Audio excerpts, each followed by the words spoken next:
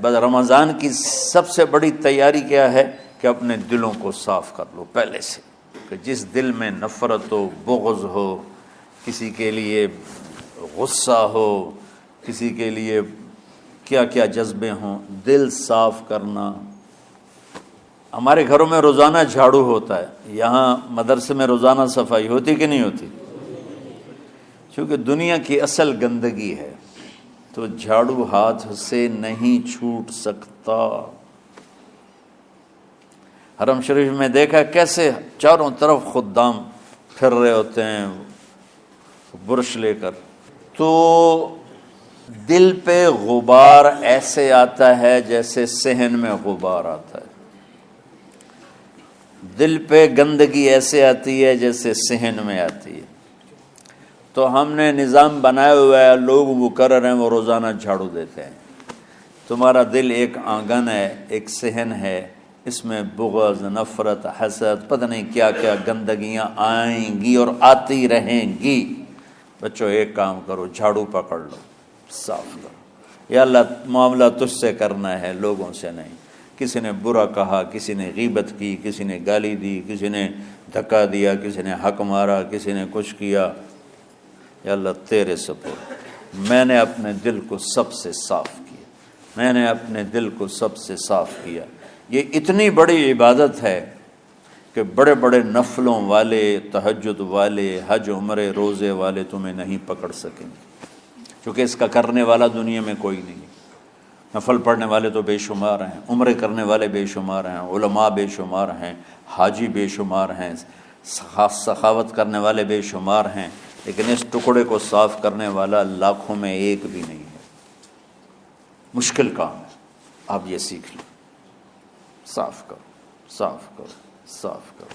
یہ رمضان کی سب سے بڑی تیاری اور علم کو حاصل کرنے کی سب سے بڑی چابی ہے کہ اپنے دل کو کھلا کر لو۔ کوئی چیز خالی ہوگی تو کچھ آئے گا۔ جس دل میں بغض بھرا ہو، نفرت بھری ہو، حسد بھرا ہو، کینہ بھرا ہو، اس میں خاک آئے گا، اس میں تو علم کی ایک کرن بھی نہیں آئے گی۔ اس زبان سے چاہے جتنے مرضی موتی بکھیرے، دل اس کا اندھا ہوگا۔ لا تعمى الابصار ولكن تعمى القلوب التي في الصدور۔ یہ آنکھوں سے اندھے نہیں، دل سے اندھے ہیں۔ تو بچوں اپنے دل کو صاف کرنا سیکھو۔ وہ کتنی مشہور حدیث ہے، آپ نے کہا اس دروازے سے ایک جنتی آ رہا ہے، تو ایک انصاری صحابی داخل ہوئے، جوتا ہاتھ میں، داڑھی میں وضو کا پانی۔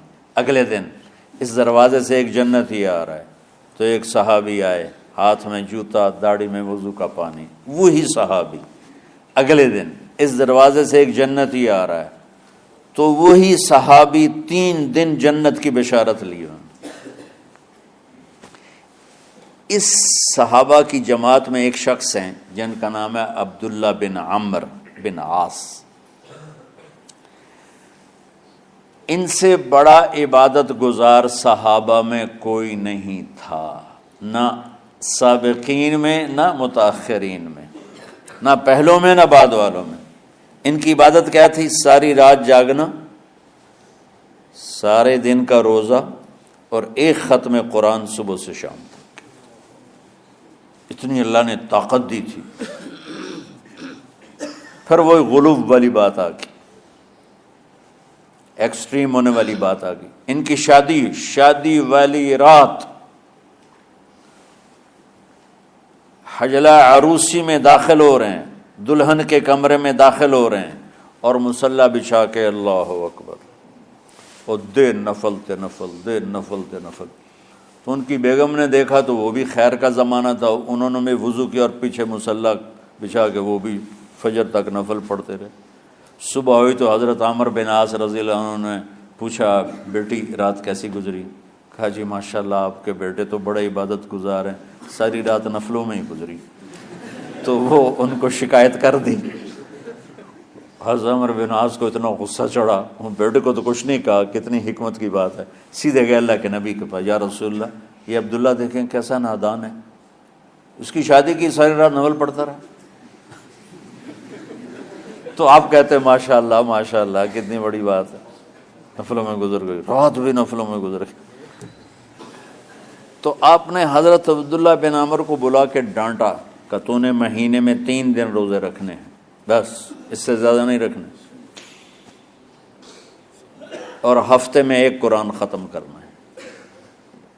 کہا یا رسول اللہ میرے اندر طاقت زیادہ ہے۔ پھر اچھا 15 دن روزے رکھنے، کہ نہیں میرے اندر طاقت زیادہ ہے۔ آپ اس کو تھوڑا تھوڑا کر کے گھٹاتے رہے، اور وہ ہر دفعہ نہیں یا رسول اللہ میرے اندر طاقت زیادہ ہے۔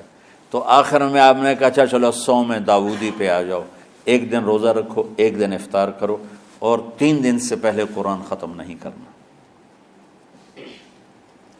تو آپ نے اس کو پیچھے کیا۔ یہ بیٹھے تھے اس محفل میں، ان کے دل میں آیا کیا یہ بزرگ مجھ سے زیادہ عبادت کرتے؟ رات میں ساری جاگتا ہوں، دن روزہ رکھتا ہوں، 1 ختم کرتا ہوں، تو جنت کی بشارت تو مجھے ملنی چاہیے تھی، ان کو کیسے مل رہی؟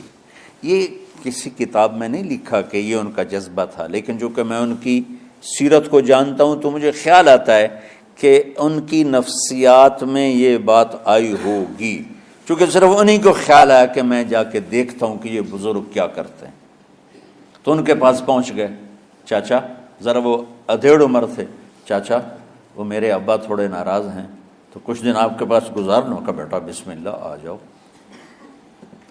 اب رات ہوتے ہی عشاء کی نماز پڑھ کے انہوں نے جلدی سے چادر اوپر لی اور یوں سراغ کر کے ان چاچے کو دیکھنے لگے ایسے کر کہ اب یہ کیا ساری رات سجدہ کرے گا، اور ساری رات روتے روتے روتے روتے مصلی گیلا ہو جائے گا، یا ساری رات رکوع کرے گا، ساری رات قیام کرے گا، ساری رات قرآن پڑھے گا، اس تصور سے یوں دیکھ رہے۔ اور وہ بزرگ صحابی تشریف لائے، سرانے پہ سر رکھا، اللہم بسمک اموت و احیا، ہو گئے۔ اب یہ دیکھ رہے ہیں ابھی اٹھیں گے، ابھی اٹھیں گے، ابھی اٹھیں گے، اٹھے نا، فجر کی اذان پہ اٹھے۔ اب یہ تو حیران پریشان ہو گئے کہ یہ کیا ہو؟ اس زمانے میں تو منافق تہجد نہیں چھوڑتے تھے ڈر کے مارے کہ پتہ نہ چل جائے ہمارے کفر کا۔ تو یہ چاچا جنت بھی لے گیا تو ستا بھی پیا کہ چلو کل دیکھوں گا۔ اگلی رات پھر چادر سر پہ کر کے اور یوں سوراخ کر کے لیٹے ہوئے اور دیکھ رہے۔ چاچا پھر تشریف لائے اور سرانے پہ سر رکھا، اللہم بسمک اموت و احیا، ہو گئے۔ فجر کی اذان پہ اٹھے، یہ اور پریشان ہو گئے کہ میرا نبی کا فرمان تو سچا ہے، اس میں تو شک بھی کفر ہے، لیکن عمل کیا ہے جس پر اس کو جنت کی بشارت ملی؟ 2 رکعت نفل بھی نہیں۔ اور آج کے دور میں تم میں سے ماشاءاللہ اکثر بچے تہجد پڑھتے ہیں کہ 1 رات اور دیکھوں گا، تیسری رات اللہم بسمک اموت و احیا، ہو گئی ساری رات۔ تو تیسری رات پھٹ پڑے عبداللہ بن عمر، کہنے لگے چاچا میری ابا سے کوئی لڑائی نہیں تھی، 3 دن میں تیرے بارے میں سنتا رہا، جنتی جنتی جنتی۔ میں دیکھنے آیا تھا کہ آپ کیا کرتے ہیں، آپ تو کچھ بھی نہیں کرتے ہو، ساری رات سوتے رہتے ہو، اب کیا کرتے ہو؟ انہوں نے کہا بیٹا یہی ہے جو تم نے دیکھا ہے۔ اب ان کو سمجھ میں نہیں آ رہا کہ یہ جوڑ کیسے بٹھاؤں، ادھر جنت کی بشارت، ادھر ساری رات خراٹے، اب یہ اس میں جوڑ کیسے بٹھاؤں، کیونکہ نبی کی بات تو غلط ہو نہیں سکتی۔ تو اب وہ نا ایسے نا بڑے بے دل سے ہو کر واپس مڑے، پتہ نہیں کی چکر ہوئے گی کوئی گل۔ جب وہ دروازے تک پہنچے تو کہنے لگے بیٹا ادھر آنا، واپس آ گئے۔ کہا میں تمہیں اصل راز کی بات بتاتا ہوں۔ کہا کیا ہے کیا ہے؟ تو یہاں ہاتھ رکھا، کہا یہ جو دل ہے نا اس میں کسی انسان کی نفرت نہیں۔ ہاں ہاں ہاں، اور جب اللہ کسی کو رزق دیتا ہے، عزت دیتا ہے، مجھے کبھی حسد نہیں ہوا، مجھے خوشی ہوتی۔ تو عبداللہ بن عمر نے کہنا تھا ہاں یہ بات ہے، نہیں، انہوں نے کہا ہاذا ہوا، اچھل کے کہنے لگے ہاذا ہوا، ہاں ہاں ہاں ہاں، یہی ہے یہی ہے یہی ہے۔ پھر کہنے کہ چاچا پر یہ میرے بس کا نہیں ہے، کون کرے گا یہ؟ اتنے بڑے آدمی ہو کر کہہ رہے ہیں کہ یہ میرے بس کا نہیں۔ تو بچوں، دنیا میں جنتی بننا ہے اور علم اللہ سے لینا ہے تو اسے صاف کر دو، سب کی نفرت سے۔ سب، اس نے مجھے یہ کیوں کہا، اس نے مجھے یوں کیوں دیکھا، اس نے میرے بارے میں یوں کیوں کہا، اس نے میرے بارے میں یہ کیوں لکھا۔ جس کی تعریف ہوتی میری کتنی برائی ہوتی، صرف تعریف تو نہیں ہوتی، بھرا پڑا سوشل میڈیا مجھے گالیاں دیں۔ اللہ کے فضل سے میرے دل میں ایک ذرے کے برابر کبھی کوئی منفی جذبہ نہیں آیا، آئے تو میں دھو کے صاف کر دیتا ہوں، یا اللہ میں نے اپنے دل کو صاف کیا، میرا معاملہ تیرے ساتھ ہے، کسی کے ساتھ نہیں۔ یہی آپ رمضان کی سب سے بڑی تیاری، علم کے حاصل کرنے کا سب سے بڑا ہتھیار آپ کو یہ نہیں ہے کہ تمہیں کتابیں یاد ہو جائیں، تمہیں اشعار یاد ہو جائیں۔ تو ساری امت سے کہتا ہوں رمضان کا استقبال کرو، دلوں کو صاف کر کے، نفرتوں کو مٹا کے، مذہبی نفرت، دنیاوی نفرت، رشتوں کی نفرت، بول چال کی نفرت، سیاست کی نفرت، لین دین کی نفرت، ان سب سے اپنے دل کو صاف کرو تاکہ رمضان میں اللہ نے علم اتارا، اللہ تعالیٰ آپ کو علم عطا فرمائے، اور باقی لوگ جو عام دنیا میں زندگی گزار رہے ہیں ان کے دلوں میں اللہ رمضان کا نور اتارے اور ہدایت کا نور اتارے۔ یہ سب سے بڑی تیاری ہے اس کی۔ اور کسی سے گلہ ہے، غصہ ہے، ناراضگی ہے، کسی سے بولتے نہیں ہو، ابھی سے شعبان آ چکا ہے، آپ شعبان سے رمضان کی تیاری شروع فرما دیتے تھے۔